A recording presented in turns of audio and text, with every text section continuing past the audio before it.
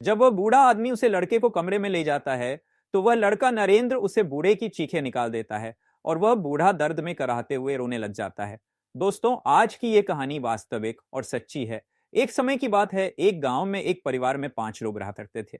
उनमें से एक बूढ़ा व्यक्ति भी उस परिवार में रहता था। वह बूढ़ा व्यक्ति, जिसका नाम राम नरेश था, वह सुबह सुबह उठकर खेतों में काम करने के लिए निकल जाता था और अपने जानवरों के लिए चारा लेकर आता था। ऐसा करते करते उसे बहुत समय हो गया और वह रोजाना ऐसे ही जाता और अपने जानवरों का लालन पालन करता था और अपने जानवरों से दूध निकलता और उसे बेचने गांव में एक डेयरी पर जाया करता था। और दोस्तों, वह बूढ़ा हमेशा लड़कों की तलाश में रहता था। जैसे ही उसे कोई अच्छा लड़का दिखता था तो वह पहले तो उससे बातें करता था और उसके मन की इच्छाओं को जानता था। दोस्तों, एक बार की बात है, वह बूढ़ा डेयरी पर दूध डालने गया। उस समय उस डेयरी पर कोई नहीं था।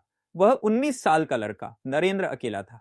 फिर वह बूढ़ा आदमी उस लड़के से बात करने लग जाता है और बात करते करते उस लड़के के पास में बैठ जाता है और उसके जांघों पर हाथ रखकर फिराने लग जाता है।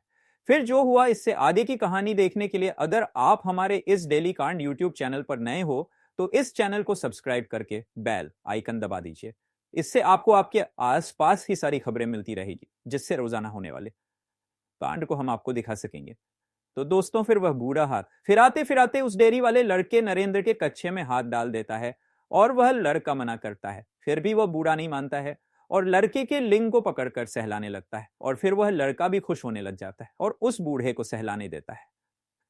फिर वह लड़के को पैसों का लालच देता है और लड़के को टे 500 देकर उसके घर के ही एक रूम में बुला ले जाता है और कपड़े उतरवा लेता है। फिर वह लड़का पूरी तरह से गर्म हो जाता है और बूढ़े व्यक्ति के कपड़े उतार के उसके मुंह में देने लग जाता है और उसके बाद वह बूढ़ा और गर्म हो जाता है और लड़के नरेंद्र को चाटने लगता है। लड़के की उत्तेजना बढ़ जाती है और वह उसे बूढ़े को लड़का नरेंद्र बूढ़े आदमी की चीखें निकाल देता है और वह बूढ़ा बुरी तरह से दर्द में कराहते हुए रोने लग जाता है और वह लड़का फिर भी नहीं मानता, उसे पेलता रहता है और बूढ़े को बेहोश कर देता है।